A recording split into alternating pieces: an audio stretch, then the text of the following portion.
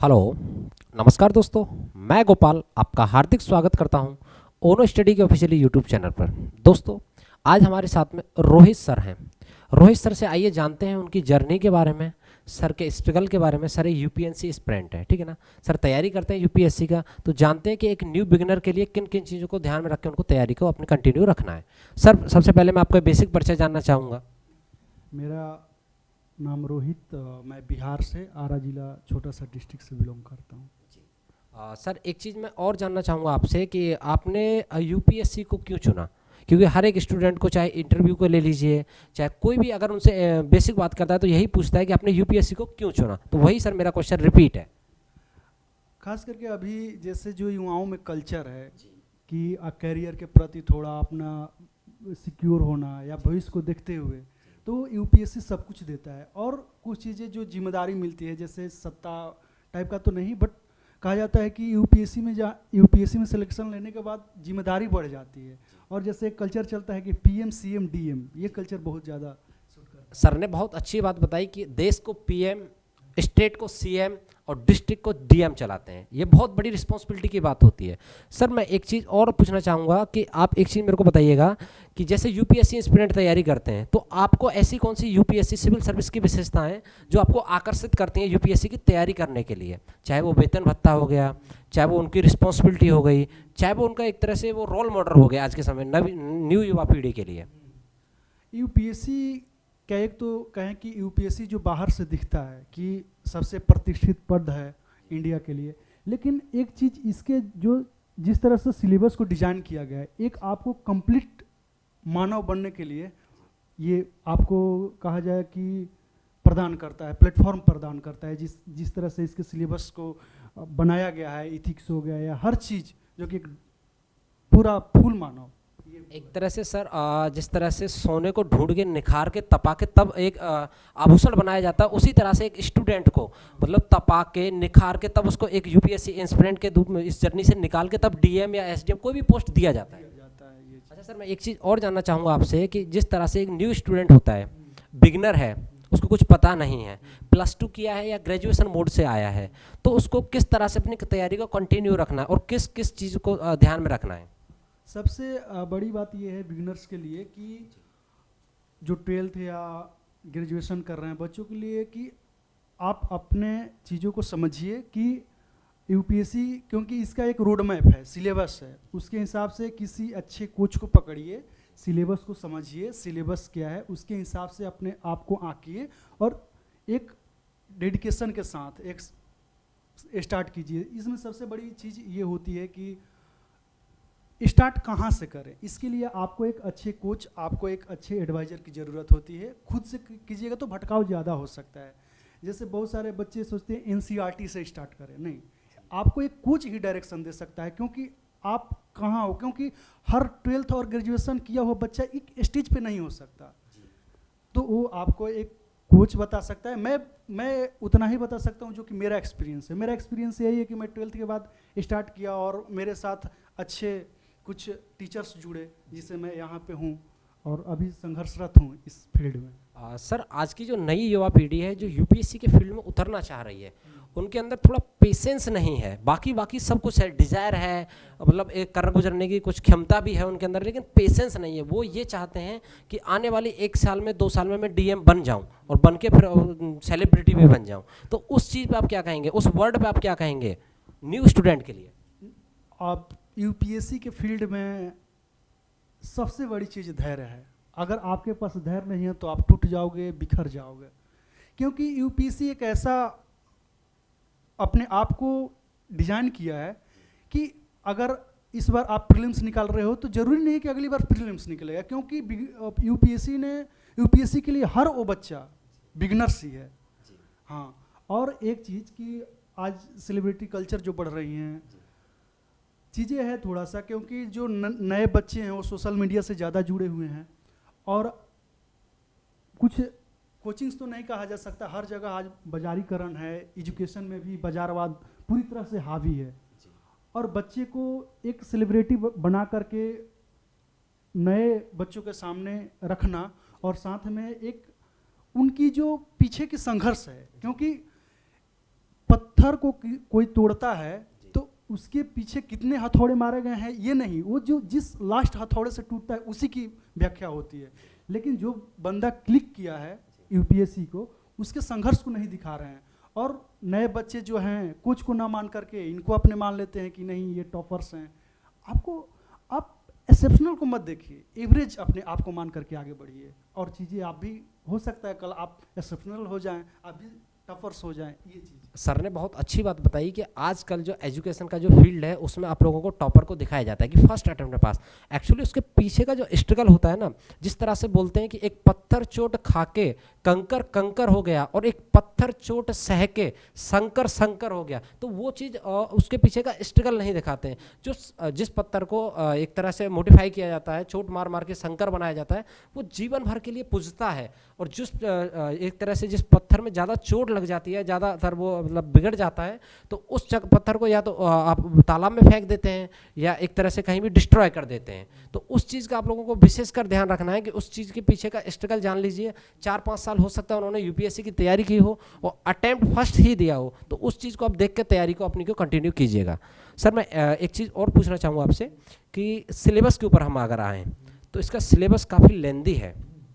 कुछ स्टूडेंट इस डाउट में रहते हैं कि मैं ये अटेम्प्ट दूं ना दूं, मेरा सिलेबस पूरा नहीं है। और जो एक टॉपर है जिसने पिछली बार भी प्रीलिम्स के लिए क्वालिफाई किया है, वो भी इस डाउट में है कि या इस बार मैं अटेम्प्ट दूं या नहीं दूं। उनका डिस्कशन अपनी फैमिली वालों से, अपने सीनियर से यही चलता रहता है। क्या इसकी तैयारी कभी पूरी होती नहीं है, या फिर ऐसा है कि स्टूडेंट में डर बहुत ज़्यादा है?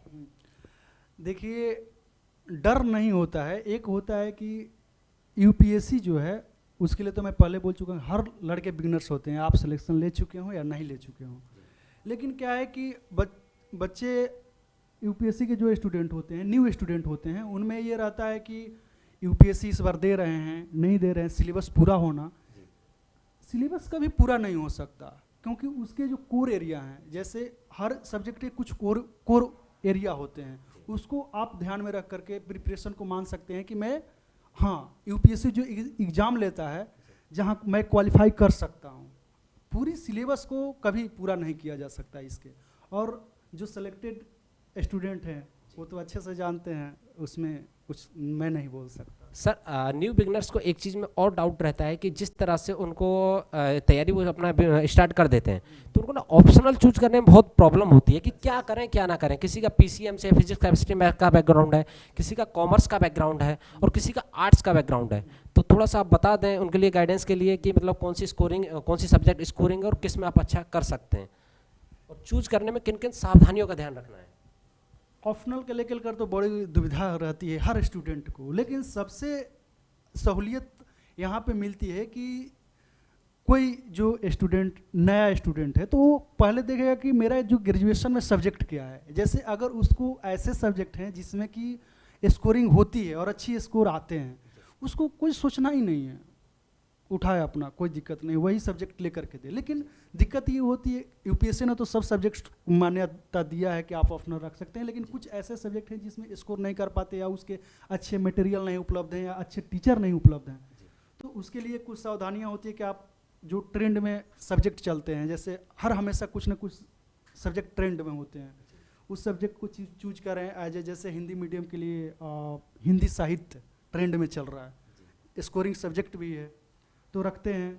तो ये चीज़ होता है। और दुविधा वहाँ पर बहुत ज़्यादा होता है जहाँ की बच्चे का जो सब्जेक्ट होता है ग्रेजुएशन में वो नहीं रहता है जो कि उसके इंटरेस्ट के प्रति। जैसे जीएस पढ़ने के बाद बहुत बच्चों को ग्रेजुएशन में सब्जेक्ट कुछ और है, लेकिन इंटरेस्ट किसी और में जग गया है, हिस्ट्री है, उसको जियोग्राफी में इंटरेस्ट हो गया, तो बंदा रख सकता है, क्योंकि चेंज कीजिए, क्योंकि ऑप्शनल इंटरेस्ट ही है। अगर आप ऑप्शनल को इंटरेस्ट नहीं लेंगे तो स्कोर करना बहुत दिक्कत हो जाएगी। सर कुछ स्टूडेंट हमारे दूर दराज के हैं, ग्रामीण क्षेत्र के हैं, पटना से भी हैं, इलाहाबाद से भी हैं, लखनऊ से भी हैं, आरा से हूँ, बिहार से। तो क्या सर एक न्यू बिगनर को तैयारी करने के लिए क्या दिल्ली आना कंपलसरी है, और आखिर में क्या डिफरेंट है दिल्ली के एटमॉस्फेयर एनवायरनमेंट में और पटना, बिहार या उत्तर प्रदेश का कोई भी छोटा मोटा जिला उठा लेता हूँ, तो सर थोड़ा सा बताइए उस बारे में। इस पर मैं बहुत अच्छा बता सकता हूँ, विचार रख सकता हूँ, क्योंकि मैं आरा कुछ दिन प्रिपरेशन किया, फिर वहाँ से इलाहाबाद, फिर इलाहाबाद से मैं दिल्ली हूँ। सर पहले अपने आरा किया, देन आफ्टर दैट आपने इलाहाबाद में किया और अब उसके बाद में आपकी दिल्ली की जर्नी है। इसके कारण है क्योंकि जब मैं 12th पास किया तो अब हम लोग के बिहार की तरफ चलता है कि थोड़ा कुछ बड़े हो जाओ तो बाहर जाना। तो 12th में मुझे एक कोचिंग संबोल्टाइस एकेडमी, वहाँ पे मैंने कुछ दिन प्रिपरेशन किया 1-1.5 साल। फिर मुझे लगा जब BA पार्ट 2 मैंने पास किया कि मुझे कहीं बाहर निकलना चाहिए, तो मैं इलाहाबाद में गया, 1 साल रहा वहाँ पे, कुछ छोटा सा कोर्स किया। उसके बाद देन दिल्ली में हूँ अभी 2 साल से। तो ये जर्नी है। और देखिए क्या है ना कि पहले क्या था कि दिल्ली एज ए मीन्स के लिए, क्योंकि माहौल बदला है जब से कोविड आया है, तो जैसे जो अच्छे अच्छे संस्थान है, एज अ नाम नहीं लूँगा मैं किसी का, जो अच्छे संस्थान हैं वो पहले ऑनलाइन प्लेटफॉर्म नहीं उपलब्ध कराते थे कोरोना से पहले। लेकिन कोरोना के बाद या कोरोना के समय हर कोचिंग का ऑनलाइन प्लेटफॉर्म उपलब्ध है और बच्चे वहाँ से ऑनलाइन एजुकेशन ले सकते हैं। और वही फैकल्टी जो कि दिल्ली में पढ़ाती हैं, वही फैकल्टी आपको ऑनलाइन प्लेटफॉर्म पर भी मिलेंगे पढ़ाते हुए। तो कोई ज़्यादा अंतर नहीं है। हाँ, माहौल का अंतर है, तो खास करके जो 2 साल में माहौल बने हैं, और खुद में जब माहौल है तो किसी और के माहौल की क्या मतलब। सर मैं जहाँ तक रिकॉल कर पा रहा हूँ, मेरे को याद है सीनियर से मैं डिस्कशन किया था तो उन्होंने मेरे को गाइडेंस दिया था कि आज से अगर 10 से 20 साल पहले का इतिहास उठा के देखें तो जितने IAS ऑफिसर या फिर UPSC में सिलेक्टेड लोग हैं वो इलाहाबाद से ज़्यादा निकला करते थे। और अभी जो दिल्ली ट्रेंडिंग में आई है तो इसमें क्या फैसिलिटी इन्होंने इंक्लूड किया है और क्या किस तरह से इन्होंने इस चीज़ को डेवलप किया है? क्या यहाँ पे स्टडी मटेरियल इलाहाबाद की कंपेयरिंग में ज़्यादा मिलता है या फिर यहाँ पे लाइब्रेरी फैसिलिटी या फिर और कोई फैसिलिटी जो आप थोड़ा सा विचार व्यक्त कर सकें? देखिए ये तो कुछ कमेंट करना ही होगा, लेकिन दिल्ली में बहुत सारी चीज़ें बेहतर हैं। मैं इलाहाबाद में फेस किया हूँ चीज़ें। सर एक मिनट रोकना चाहूँगा सर। हर चीज़ का प्रॉफिट भी होता है और कुछ कुछ चीज़ों का डिसएडवांटेज भी होता है, तो वही चीज़ मैं थोड़ा सा पूछना चाह रहा हूँ। अब जैसे इलाहाबाद में क्या कि वहाँ पे हर आपको बच्चे मिल जाएंगे हर चीज़ का तैयारी करते हुए, जैसे कि, और वहाँ पे बिहारी और ख़ास करके जो पूर्वांचल है वहाँ के ज़्यादा लड़के मिलते हैं, तो आपको एक डिफरेंट माहौल एहसास नहीं होता है। क्योंकि मैं जब बिहार से निकल करके, पटना से निकल करके मैं इलाहाबाद गया था तो मुझे खास डिफरेंस नहीं चला। लेकिन मैं जब वही दिल्ली में आया तो यहाँ अलग कल्चर पाया।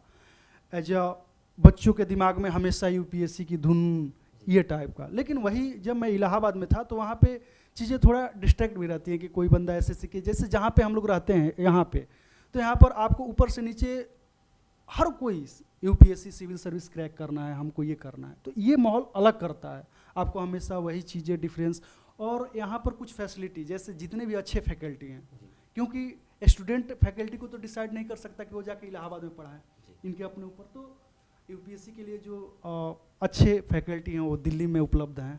तो सर मैं एक शब्द में अगर ये चीज़ कहना चाहूँ कि यहाँ पर दिल्ली में आपको देखने के लिए फेलियर से फेलियर, बड़ा सा बड़ा फेलियर देखने के लिए आसानी से मिल जाता है और बड़े से बड़ी सक्सेस देखने के लिए आसानी से मिल जाता है। तो इसी तरह को एक तरह से दिल्ली को थोड़ा सा एक एनवायरनमेंट बोल दिया जाता है कि अगर आपको फर्स्ट अटैम्प्ट में नहीं हो रहा है, सेकंड अटैम्प्ट में नहीं हो रहा है, तो तुमसे भी बड़े फेलियर यहाँ पे बैठे हुए हैं। अगर आपका फर्स्ट अटैम्प्ट में हो रहा है तो आपसे भी अच्छी रैंक लाने वाले यहाँ बैठे हुए हैं, वो एक एनवायरनमेंट हो जाता है।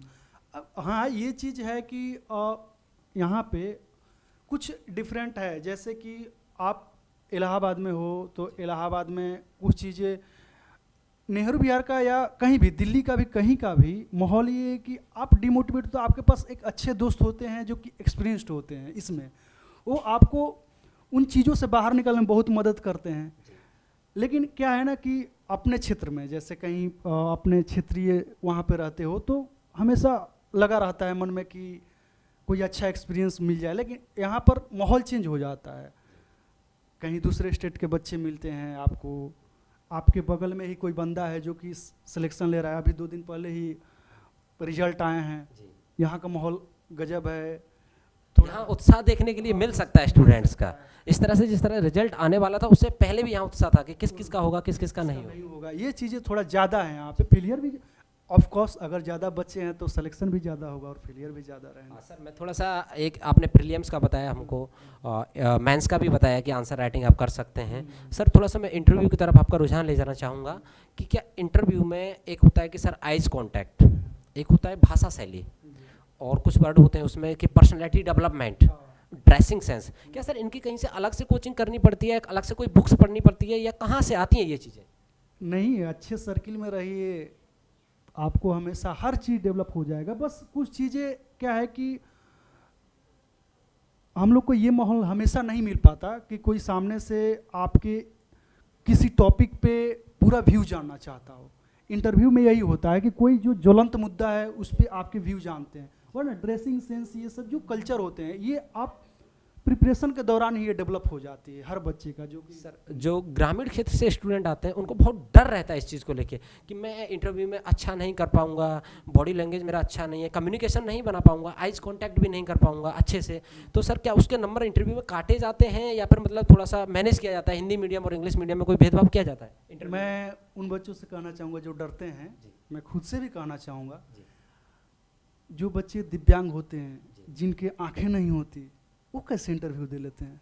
आई कांटेक्ट की आपने बात किया, उनको तो दिखाई ही नहीं देता। और जो आपने बॉडी लैंग्वेज का बात किया, बहुत बच्चे दिव्यांग होते हैं तो उनका बॉडी लैंग्वेज, ये चीज़ आप इंटरव्यू में ये नहीं देखा जाता। आप बॉडी लैंग्वेज ठीक है, वो तो एक कहा जाए तो मानव के हिसाब, मानव है तो मानव रहिए, बस चीज़ों को समझिए कि आप कहाँ जा रहे हैं।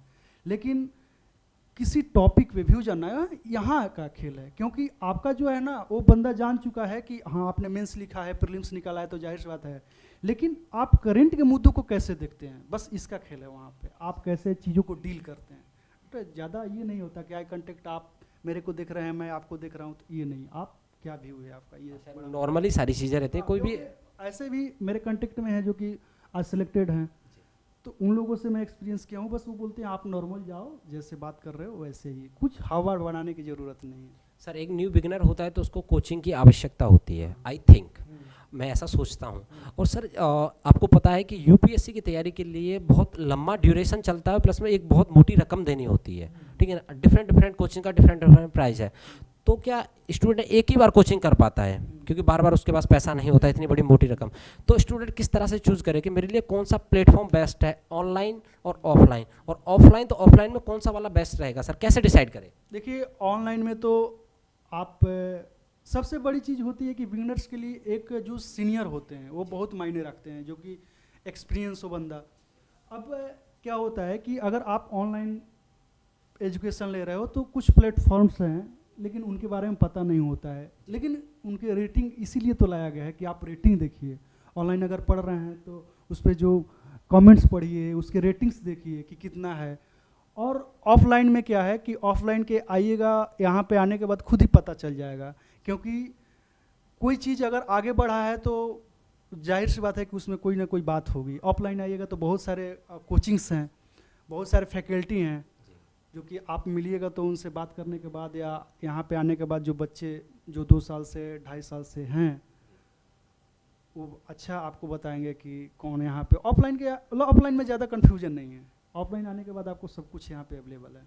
सर आपको अगर यूपीएससी में सफलता मिलती है, भगवान करे आपका आने वाले समय में सफलता मिले जी, और तो आप फर्स्ट प्रेफरेंस आप किससे रहेंगे? देखिए आईएएस होता है, इंडियन पुलिस सर्विस, आईपीएस होता है, आईएफएस भी होता है, किसको आप फर्स्ट प्रेफरेंस देना चाहेंगे और किस कारण की वजह से सर?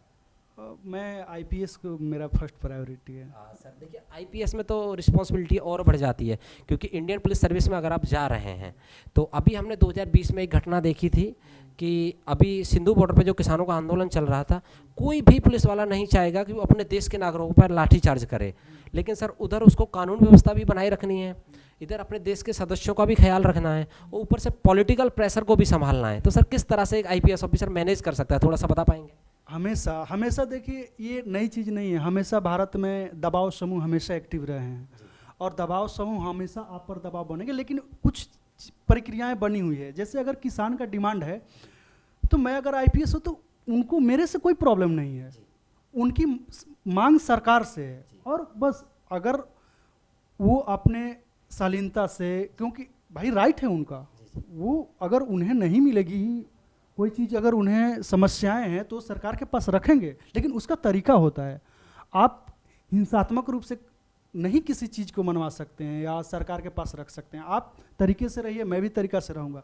नहीं, ऐसा नहीं कि मैं अगर कहीं पे आईपीएस हूँ या किसी ऐसे प्रशासनिक पद पे हूँ जहाँ की माहौल बाहर हो जाएंगे तो वहाँ पे डिसीजन लेना थोड़ा कठिन होता है, लेकिन हमेशा से लिए जा रहे हैं और लिए जाते रहेंगे, तो हो सकता है आगे जब मैं इस पद को संभालूं तो उस समय तक मैं डेवलप हो भी सकता है और उस समय तक डेवलप कर भी लूं कि चीज़ों को कैसे संभाला, लेकिन क्योंकि हर चीज़ों का एसओपी निर्धारित होता है। सर मैं अगर एक शब्द में इस चीज़ को बयां करना पाऊँ तो मैं इस तरह से क्या कह सकता हूँ कि आईपीएस बनना जितना आसान है उतना आसान उसकी पोस्ट को संभालना नहीं है, ऐसा बोल सकता हूं? इसीलिए तो ट्रेनिंग की व्यवस्था की गई है, क्योंकि हम एक एग्ज़ाम क्रैक करके और सोचेंगे कि जो पद है उसको संभाल ले तो नहीं हो पाएगा। इसीलिए तो इसको सिलेबस को ब्रॉड किया गया है इतना ज़्यादा, और साथ में ट्रेनिंग्स की कैसे आपको डील करना है। और मैं अकेला थोड़ी हूँ, मेरे साथ बहुत सारी मिशनरियाँ होंगी जो कि हमेशा काम करती रहेंगी, ये चीज़ें हमेशा रहेंगी। Sir I hope you are selected in Indian Police Service. और तो सर मैं एक चीज़ और जानना चाहूँगा कि आप अगर इंडियन पुलिस सर्विस में सेलेक्टेड होते हैं तो आप एजुकेशन के फील्ड में क्या करना चाहेंगे? ऐसा कोई एक वर्ग जो आप मेरे लिए पर्याप्त होगा, एक वर्ड आप बताते हैं। सबसे बड़ी बात तो ये है कि मैं कंपटीशन जो अभी जिस यूपीएससी क्षेत्र में, ये यहाँ पे तो कुछ नहीं जी मेरे हाथ में, लेकिन जहाँ पे बेसिक शिक्षा की बात आती है, मैं बिहार से हूँ, मैं बिहार की हालत को देखता हूँ, वहाँ पे बेसिक जो शिक्षा है वही सही नहीं है। जैसे कि मैं अपने क्षेत्र में क्या करूँगा, ज़्यादा से ज़्यादा होगा एक जिले का अधिकारी बनूंगा, या हो सकता है और भी बड़े पद पे जाऊँ, लेकिन जैसे टीचर्स का वहाँ पे एक चीज़ें कमी हुई थी जब सरकार ने एक योजना लाया था कि मुखिया ही वहाँ का टीचर का ये कर देते थे, सेलेक्ट करते थे। वहाँ से इतना शिक्षा व्यवस्था लच्चर हो गया। मैं यही कहूँगा कि जैसे विद्यार्थी का टेस्ट होता है ना, टीचर का भी होना चाहिए। आप एलिजिबल हो हमेशा होना चाहिए टीचर का भी, क्योंकि अचानक परिवर्तन से नहीं होगा, धीरे धीरे अप्लाई करना पड़ेगा और धीरे धीरे क्योंकि टीचर को भी एक्टिव रहना जरूरी है।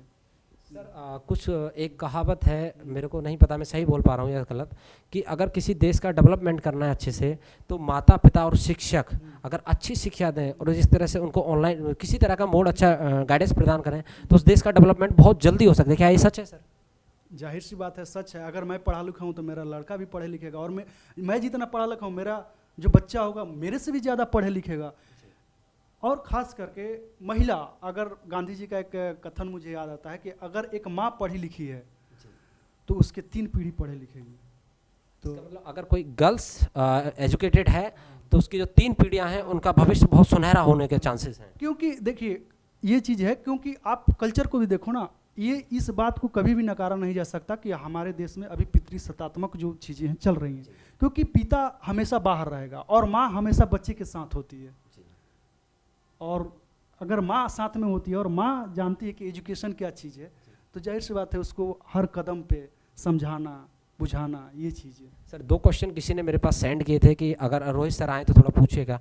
रोहित सर, गर्ल्स के लिए दिल्ली का मुखर्जी नगर कितना सेफ है? क्या कोई भी गर्ल्स अदर स्टेट से, अदर डिस्ट्रिक्ट से, ग्रामीण क्षेत्र से आके दिल्ली में तैयारी कर सकती है? कोई प्रॉब्लम तो नहीं होगा उनके लिए? यही तो बात है। आपने बोला कि पीछे क्वेश्चन किया था कि 10 साल पहले इलाहाबाद रिजल्ट देता था, आज दिल्ली मान लीजिए बना।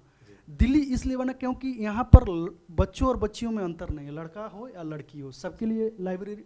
आप 2 बजे रात में जाओ, लड़कियाँ लाइब्रेरी में पढ़ रही हैं, लड़के पढ़ रहे हैं। यही चीज़ आज यूपी बोल लो या बिहार बोल लो उतना सेफ नहीं है, लेकिन दिल्ली जो है सुरक्षा के मामले में बेहतर है, और तभी यहाँ का माहौल आज हर जगह से अपने चरमोत्कर्ष पर है दिल्ली।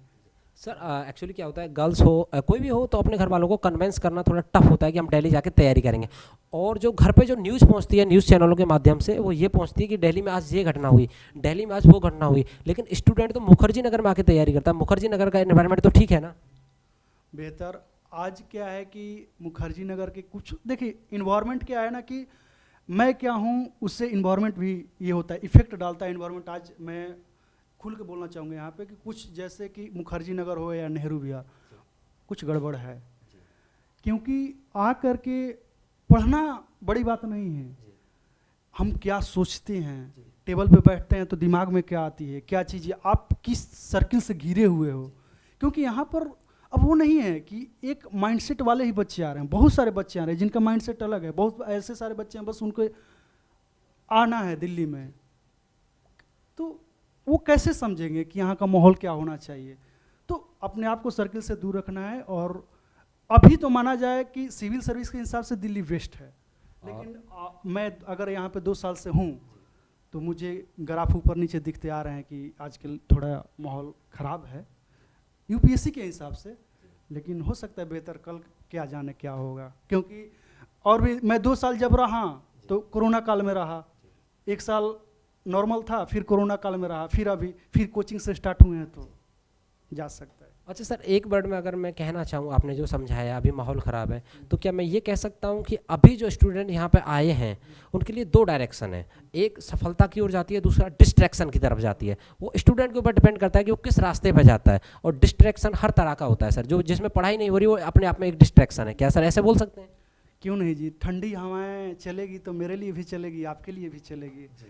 अब आप कैसे उससे बचते हैं और मैं कैसे बचता हूँ, वो आपका अपना अपना तरीका होता है। सर ने इशारों में बहुत कुछ बोल दिया। जो स्टूडेंट यूपीएससी की तैयारी करना चाहते हैं उनके लिए एक थोड़ी सी अंडरस्टैंडिंग है। सर ने बताया है कि यूपीएससी के फील्ड में डिस्ट्रैक्शन भी बहुत सारे होते हैं और सफलता के रास्ते भी आप बहुत सारे होते हैं। आपके ऊपर डिपेंड करता है कि आप किस रास्ते पर चलना चाहते हैं। बाकी दिल्ली गर्ल्स के लिए, बॉयज़ के लिए, बोथ आर के लिए सेम है। आप लाइब्रेरी जाके ज्वाइन कर सकते हैं, अच्छे से अपनी पढ़ाई को कंटिन्यू कर सकते हैं। तो मैं सर का, रोहित सर का बहुत बहुत धन्यवाद देना चाहूँगा कि सर ने हमारे लिए अपने कीमती समय में से 10-15 मिनट निकाला। सर आपका बहुत बहुत धन्यवाद। आपको भी बहुत बहुत धन्यवाद। और ONO चैनल ये मेरे दोस्त का ही है और स्टार्टअप है, सब्सक्राइब कीजिए। रोहित सर ने आप लोगों के लिए बताया कि आपको लगता है कि आपकी ये इन्फॉर्मेशन आपके लिए 1% भी हेल्पफुल है तो प्लीज़ चैनल को लाइक करें, शेयर करें और चैनल को सब्सक्राइब करें। Thank you so much. मिलते हैं नेक्स्ट वीडियो में। Thank you so much Rohit sir, आपसे nice to meet you sir. Bye bye, take care.